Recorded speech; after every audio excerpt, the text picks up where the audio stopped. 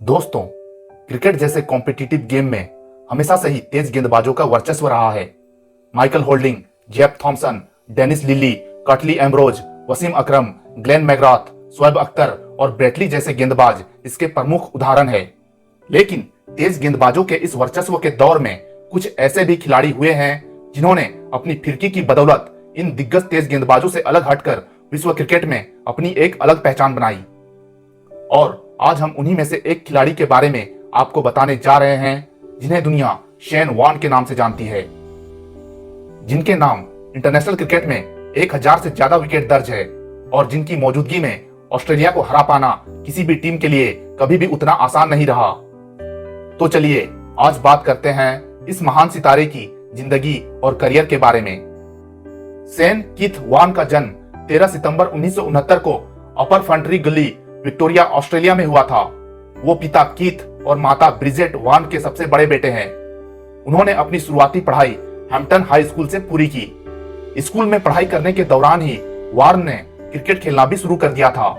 आगे चलकर उन्हें मैंटोन ग्रामर स्कूल की तरफ से स्पोर्ट्स स्कॉलरशिप ऑफर की गई, जिसकी वजह से उन्हें अपनी आगे की पढ़ाई के लिए मैंटोन ग्रामर स्कूल जाना पड़ा।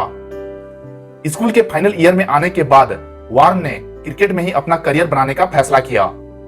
पढ़ाई पूरी करने के बाद वॉर्न ने सीजन 1983-84 के दौरान university of Melbourne cricket club को ज्वाइन कर लिया, जहां उन्होंने अपने मिक्सर लेग स्पिन और ऑफ स्पिन गेंदबाजी के साथ साथ लोअर ऑर्डर में भी अच्छी बल्लेबाजी करते हुए अपनी काबिलियत की पहली झलक दिखाई।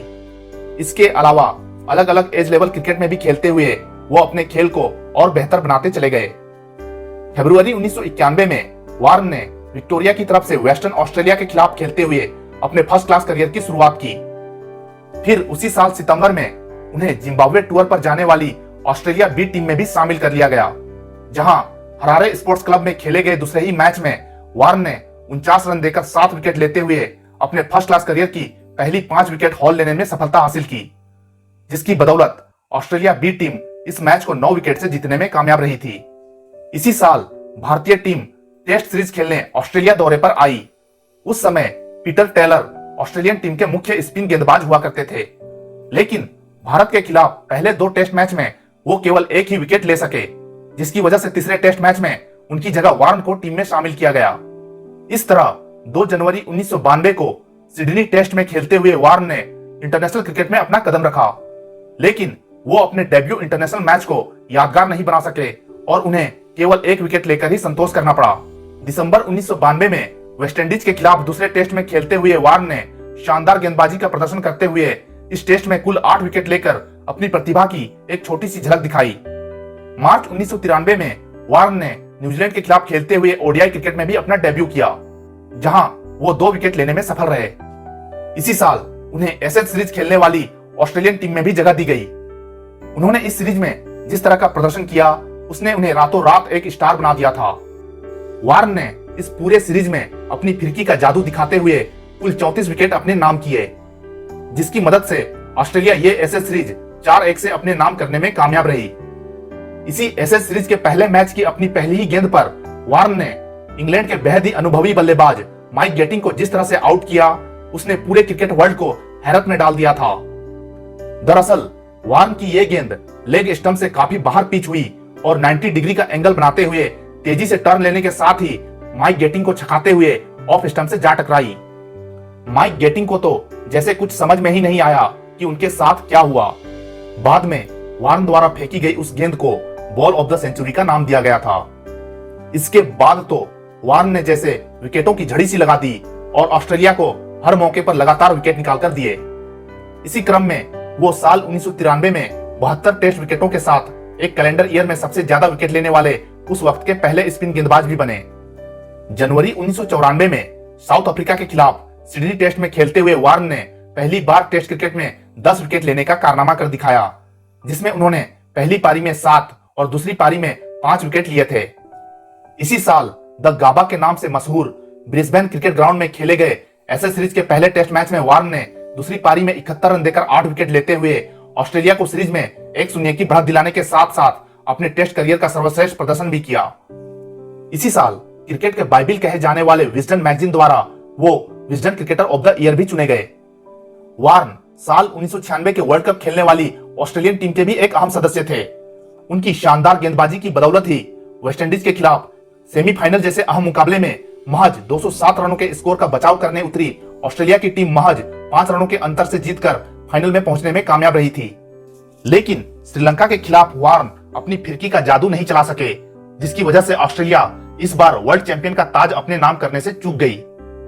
साल 1997 में ऑस्ट्रेलिया की टीम 6 टेस्ट मैचों की एसएस सीरीज खेलने इंग्लैंड दौरे पर गई। हालांकि सीरीज के पहले 2 टेस्ट मैचों में वार्न का प्रदर्शन अच्छा नहीं रहा और वो केवल 3 विकेट ही निकाल सके, जिसकी वजह से इंग्लैंड की टीम सीरीज में 1-0 की बढ़त लेने में कामयाब हो गई। लेकिन बाकी के 4 मैचों में वार्न ने शानदार वापसी करते हुए 21 विकेट निकालकर यह एसएस सीरीज 3-2 से ऑस्ट्रेलिया के नाम कर दिया। जैसे जैसे वार्न अपने करियर में आगे बढ़ते जा रहे थे, वैसे वैसे वो अपनी गेंदबाजी में और भी वेरिएशन लाते जा रहे थे, जिसकी वजह से बल्लेबाजों के लिए उनको खेलना और भी मुश्किल हो गया था। जनवरी 1998 में साउथ अफ्रीका के खिलाफ सिडनी टेस्ट में खेलते हुए उन्होंने 11 विकेट लेकर टेस्ट क्रिकेट में अपने 300 विकेट भी पूरे किए। इसी के साथ वो डेनिस लिली के बाद ये कारनामा करने वाले केवल दूसरे ऑस्ट्रेलियन बने। हालांकि इसके बाद भारत दौरे में खेले गए टेस्ट सीरीज में उनकी खूब पिटाई हुई। खासकर सचिन तेंदुलकर ने उनकी गेंदों पर जिस तरह से शॉट्स लगाए थे, उन शॉट्स का वार्न के पास कोई जवाब नहीं था और वार्न की ये विफलता अंत में ऑस्ट्रेलिया की हार की वजह भी बनी। इसी बीच उन्हें शोल्डर इंजरी भी हो गई, जिसकी वजह से उन्हें लगभग 9 महीने टीम से बाहर रहना पड़ा। आखिरकार जनवरी 1999 में इंग्लैंड के खिलाफ एसएस सीरीज के आखिरी टेस्ट में वार्न को ग्राउंड पर वापसी करने का मौका मिला, जहां वो केवल 2 विकेट ही हासिल कर सके। इस एसएस सीरीज के बाद ही कप्तान मार्क टेलर ने इंटरनेशनल क्रिकेट से रिटायरमेंट की भी घोषणा कर दी, जिसके बाद स्टीव वॉ को ऑस्ट्रेलियन टीम का नया कप्तान बनाया गया और उप कप्तानी शेन वॉर्न को सौंप दी गई। फिर आया साल 1999 का वर्ल्ड कप, जहां इस बार ऑस्ट्रेलिया की टीम स्टीव वॉ की कप्तानी में साल 1987 के इतिहास को दोहराने के इरादे से इस टूर्नामेंट में उतरी। हालांकि इस टीम में Steve Waugh, mark Waugh, Ricky Ponting, Adam Gilchrist और ग्लेन मैकग्राथ जैसे शानदार मैच विनिंग खिलाड़ी थे, लेकिन इसके बावजूद लोगों को सबसे ज्यादा उम्मीदें शेन वॉर्न से थी। वॉर्न ने भी इस बार लोगों को निराश नहीं किया और शुरुआती मुकाबलों में ठीक ठाक प्रदर्शन करने के बाद उन्होंने साउथ अफ्रीका के खिलाफ सेमीफाइनल जैसे अहम मुकाबले में शानदार वापसी की और गैरी कर्स्टन, हर्सल गिब्स, हैंसी क्रोनिये और जैक कैलिस जैसे बल्लेबाजों का विकेट निकालकर अपनी टीम को फाइनल में पहुंचा दिया। फिर पाकिस्तान के खिलाफ फाइनल मुकाबले में भी उन्होंने अपनी फिरकी का जादू बिखेरते हुए एक बार फिर 4 विकेट लेकर पाकिस्तान को केवल 132 रनों के स्कोर पर समेटने में अपनी एक अहम भूमिका निभाई, जिसकी बदौलत ऑस्ट्रेलिया की टीम इस मैच को आसानी से 8 विकेट से जीतकर दूसरी बार वर्ल्ड चैंपियन बनने में कामयाब रही। इसके अलावा वॉर्न इस वर्ल्ड कप में 20 विकेट लेकर टूर्नामेंट के हाईएस्ट विकेट टेकर भी रहे थे। इस वर्ल्ड कप के बाद तो शेन वॉर्न एक बार फिर सुर्खियों में आ गए थे और उनका शानदार प्रदर्शन लगातार जारी था। साल 2000 में वॉर्न ने इंग्लिश काउंटी टीम हैम्पशायर को ज्वाइन किया, लेकिन इसी काउंटी सीजन के दौरान उन्हें एक इंग्लिश नर्स को बार बार अश्लील एसएमएस भेजने का दोषी भी पाया गया, जिसके बाद ऑस्ट्रेलियन क्रिकेट बोर्ड ने तुरंत एक्शन लेते हुए वॉर्न को ऑस्ट्रेलियन टीम की उपकप्तानी से हटा दिया था। हालांकि इसके बावजूद वो इसी साल क्रिकेट ऑस्ट्रेलिया द्वारा आयोजित एलन बॉर्डर मेडल सेरेमनी में ODI player of the year का अवार्ड जीतने में कामयाब रहे थे। इसी साल विजडन द्वारा नियुक्त किए गए 100 क्रिकेट एक्सपर्ट्स के पैनल ने उन्हें Wisden cricketers of the century की लिस्ट में चौथे नंबर पर रखा था। फिर आया साल 2001 का वो ऐतिहासिक भारतीय दौरा, जहां आत्मविश्वास और घमंड से चूर ऑस्ट्रेलियन टीम 3 टेस्ट मैचों की सीरीज खेलने आई। हालांकि मुंबई में खेले गए पहले टेस्ट मैच में तो ऑस्ट्रेलिया ने भारत को बुरी तरह रौंद कर रख दिया और वॉर्न ने भी उस टेस्ट में 5 विकेट अपने नाम किए। लेकिन दूसरे और तीसरे टेस्ट में भारतीय जांबाजों ने गजब की वापसी करते हुए दोनों टेस्ट मैच जीतकर ऑस्ट्रेलियन टीम को एक करारी हार का स्वाद चखा दिया था और इन 2 टेस्ट मैचों में वॉर्न भी भारतीय बल्लेबाजों का कुछ नहीं बिगाड़ सके। ये वाकई में वॉर्न के लिए काफी शर्मिंदगी की बात थी।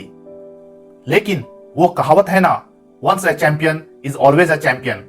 चैंपियन हमेशा एक चैंपियन होता है और उसे पता होता है कि वापसी कैसे करनी है, और ऐसा ही वॉर्न ने भी करके दिखाया। पहले तो उन्होंने भारत दौरे में किए गए खराब प्रदर्शन को भुलाकर इसी साल जुलाई अगस्त में खेले गए एसएस सीरीज में कुल 31 विकेट लेकर ऑस्ट्रेलिया को यह एसएस सीरीज 4-1 से जिताने में अपनी एक अहम भूमिका निभाई।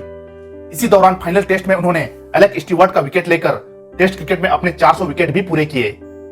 फिर साल 2002 में पाकिस्तान के खिलाफ 3 टेस्ट मैचों की सीरीज में भी वार्न ने एक बार फिर जबरदस्त गेंदबाजी का प्रदर्शन करते हुए कुल 27 विकेट लेकर पाकिस्तान को 3-0 से व्हाइट वॉश करने में अपना अहम योगदान दिया और साथ ही प्लेयर ऑफ द सीरीज भी चुने गए। वार्न के इस तरह के प्रदर्शन ने उन्हें अपने करियर के बुलंदियों पर पहुंचा दिया था और बड़े से बड़े दिग्गज बल्लेबाज भी वार्न की फिरकी से डरने लगे थे। लेकिन फिर एक ऐसी घटना घटी जिसने वार्न के करियर पर एक सवालिया निशान पैदा कर दिया। दरअसल साल 2003 के वर्ल्ड कप से ठीक पहले खिलाड़ियों का एक ड्रग टेस्ट किया गया जिसमें वार्न पॉजिटिव पाए गए, जिसके बाद ऑस्ट्रेलियन क्रिकेट बोर्ड द्वारा एक कमेटी गठित की गई और बोर्ड के ड्रग कोड को तोड़ने के जुर्म में वार्न को 1 साल के लिए इंटरनेशनल क्रिकेट से बैन कर दिया गया। इस तरह क्रिकेट जगत के इस शानदार सितारे ने अपनी एक गलती की वजह से अपना पूरा करियर खतरे में डाल दिया था। बहरहाल फरवरी 2004 में वार्न पर लगा बैन खत्म हुआ और उन्होंने मार्च में श्रीलंका के खिलाफ टेस्ट सीरीज में खेलते हुए इंटरनेशनल क्रिकेट में वापसी की, जहां उन्होंने कुल 26 विकेट लिए और ऑस्ट्रेलिया को 3-0 से विजयी बनाते हुए प्लेयर ऑफ द सीरीज का अवार्ड भी जीता। इसी दौरान गाले में खेले गए पहले टेस्ट में उन्होंने 10 विकेट लेकर टेस्ट क्रिकेट में 500 विकेट लेने का माइलस्टोन भी हासिल किया। वार्न की विकेट लेने की भूख यहीं पर खत्म नहीं हुई। साल 2005 के एशेज सीरीज के दौरान ओल्ड ट्रैफर्ड में खेले गए तीसरे टेस्ट में मार्कस ट्रेस्कोथिक का विकेट लेकर वो टेस्ट क्रिकेट इतिहास में 600 विकेट लेने वाले पहले गेंदबाज भी बने। साल 2006 तक आते आते वार्न अपने करियर के आखिरी पड़ाव पर पहुंच चुके थे, लेकिन इसके बावजूद उनके प्रदर्शन में अभी भी निरंतरता बरकरार थी और उनका प्रभाव बल्लेबाजों पर पहले के जैसा ही था। इसी साल दिसंबर में इंग्लैंड के खिलाफ एशेज सीरीज के दौरान मेलबर्न टेस्ट में खेलते हुए वार्न ने एंड्रू स्ट्रॉस का विकेट लेकर टेस्ट क्रिकेट में अपने 700 विकेट भी पूरे किए। इसी के साथ वो ये कारनामा करने वाले विश्व के पहले गेंदबाज भी बन गए थे। अपने आखिरी टेस्ट सीरीज में भी उन्होंने इंग्लैंड के बल्लेबाजों को कतई राहत की सांस नहीं लेने दी और कुल 23 विकेट लेते हुए इंग्लैंड को 5-0 से व्हाइट वॉश करने में अपनी एक अहम भूमिका निभाई। इस टेस्ट सीरीज के खत्म होते ही क्रिकेट इतिहास के अब तक के सबसे महान लेग स्पिनर ने हमेशा के लिए इंटरनेशनल क्रिकेट को भी अलविदा कह दिया। हालांकि इंटरनेशनल क्रिकेट से रिटायरमेंट लेने के बाद भी वार्न डोमेस्टिक और प्रोफेशनल क्रिकेट खेलते रहे। इसी क्रम में उन्होंने अपनी कप्तानी में राजस्थान रॉयल्स को साल 2008 के आईपीएल का विनर भी बनाया। इसके अलावा क्रिकेट में उनके बहुमूल्य योगदान को देखते हुए साल 2013 में उन्हें आईसीसी ने अपने हॉल ऑफ फेम में जगह देकर भी सम्मानित किया। उनके स्टैट्स की बात करें तो उन्होंने अपने इंटरनेशनल करियर के दौरान 145 टेस्ट मैचों में 25.41 की एवरेज से कुल 708 विकेट लिए हैं, जिसमें उनका सर्वश्रेष्ठ प्रदर्शन 71 रन देकर 8 विकेट है। वहीं 194 ओडीआई मैचों में 25.73 की एवरेज से उनके नाम 293 विकेट दर्ज है, जिसमें उनका सर्वश्रेष्ठ प्रदर्शन 33 रन देकर 5 विकेट है। उनके ये आंकड़े ये साबित करने के लिए काफी है कि वार्न किस लेवल के खिलाड़ी थे।